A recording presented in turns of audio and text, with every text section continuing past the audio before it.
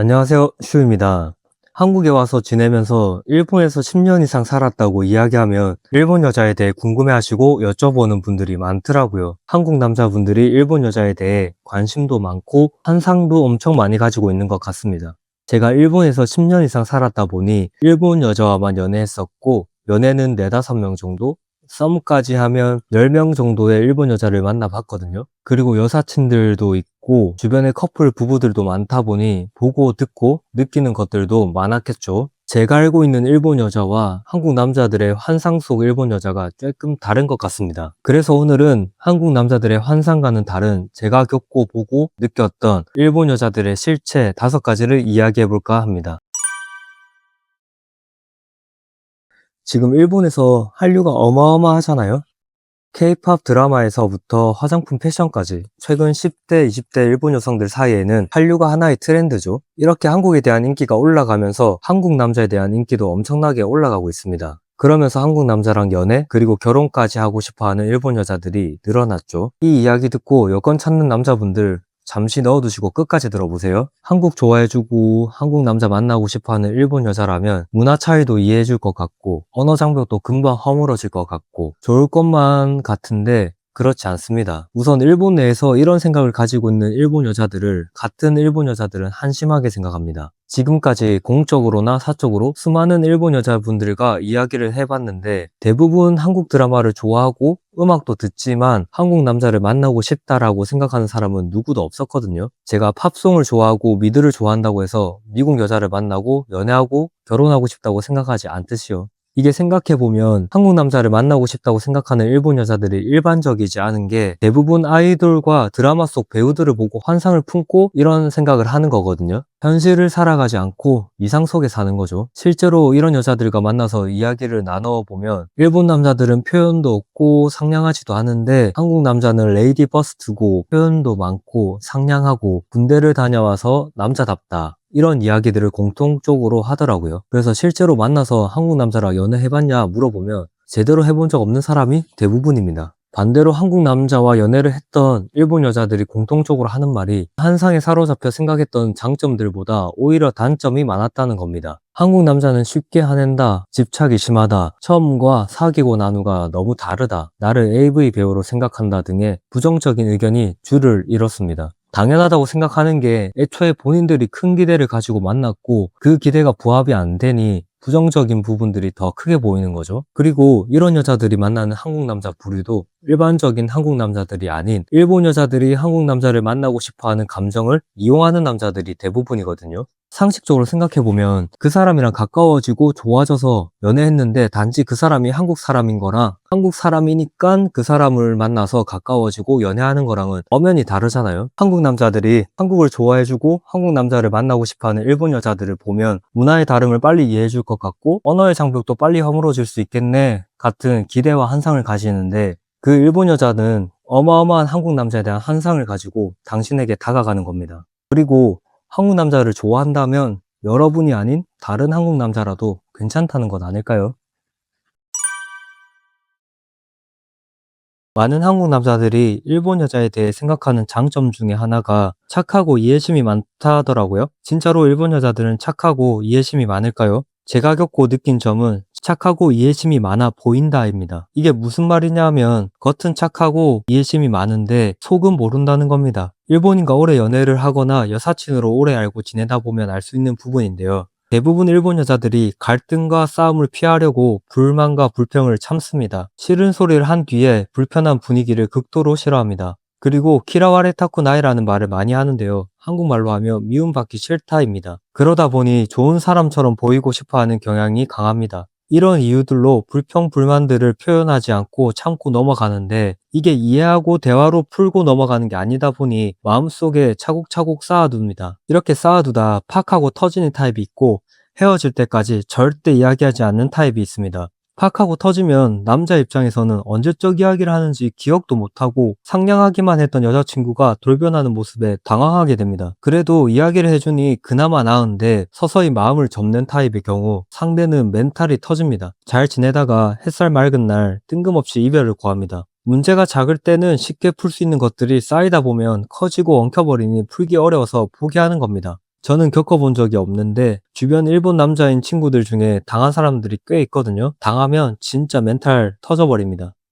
생각해보면 사람은 제각기 이기적이잖아요. 자기가 마이너스를 모두 떠안고 희생하기는 너무나도 힘들죠. 그렇기 때문에 사람과 사람이 만나면 갈등이 생기는 건 당연한 거잖아요. 이럴 때 어떻게 풀어나가는지가 그 관계를 지속하고 깊이 있게 하는 건데, 일본 여자들은 애초에 갈등 자체를 피하려고 하다 보니 겉으로는 문제없어 보이고 오히려 좋아 보일 수도 있는데, 실제는 속빈강정 연애하는 느낌입니다. 겉만 보고 착하고 이해심이 많다고 환상을 가지고 일본 여자와 사귀면 갑자기 과거 섭섭한 것들을 이야기하면서 돌변하는 여자친구를 보거나 햇살 좋은 날 뜬금포 이별을 맞이할 수 있습니다.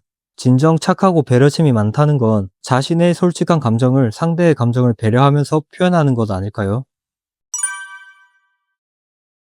어디서 이런 이미지가 생겼는지 모르겠는데 검소하다는 이미지가 있더라고요. 일본 여자는 명품 밝히지 않는다. 결혼할 때 제대로 된 집이 없어도 시작한다.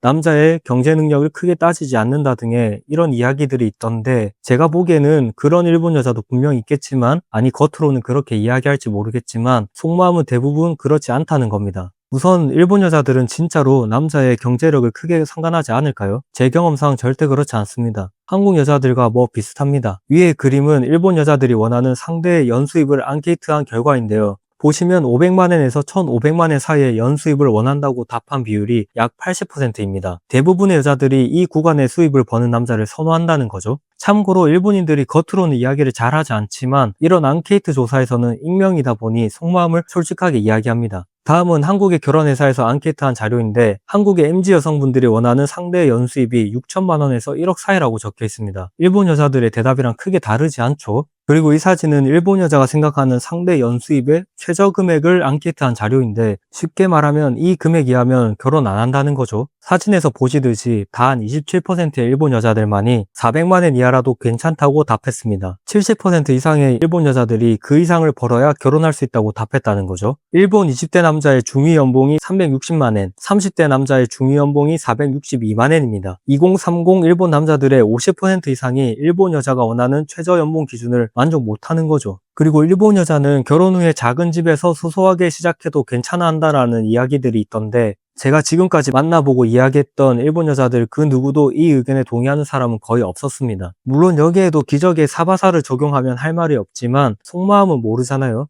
사진은 결혼 후 사는 집은 어떻게 하고 싶냐고 2030 일본 여성들에게 앙케이트를 한 자료인데요. 참고로 일본은 전세가 없으니 월세 아니면 자가입니다. 월세집이라도 괜찮다고 답한 비율은 전체의 4%입니다. 사실상 거의 모든 일본 여자들이 결혼을 하면 자가로 시작하고 싶어 한다는 거죠. 한국 역시 월세로 시작하고자 하는 비율은 10% 미만인 8% 정도로 한국이나 일본이나 비슷하죠. 일본 여자들은 검소해서 명품을 안 밝힌다는 이야기도 있던데, 주변의 일본 여성분들 대부분이 명품 가방 하나쯤은 가지고 있습니다. 그리고 최근에는 20대 대학생들도 명품을 많이 구입하는 추세입니다. 사진은 루이비통이 속한 LVMH 그룹의 전 세계 매출 비중을 나타낸 표인데요. 전 세계 매출 비중에서 일본이 차지하는 비율이 자그마치 9%입니다. 전 세계 매출의 약 10분의 1이 일본에서 발생하고 있는 거죠. 다음 사진은 일본에서 조사한 고급 브랜드 소유 실태 조사인데요. 해외 고급 브랜드 제품을 하나라도 가지고 있다고 대답한 사람이 72.9%입니다. 그리고 보유 개수가 가장 많은 연령층은 30대라고 나옵니다. 한국의 조사를 찾아보니 한경에서 한 조사가 있던데, 이 조사를 보면 명품을 보유하고 있다고 답한 사람의 비율이 77.5%거든요. 사실상 일본과 한국이 거의 똑같지 않나요?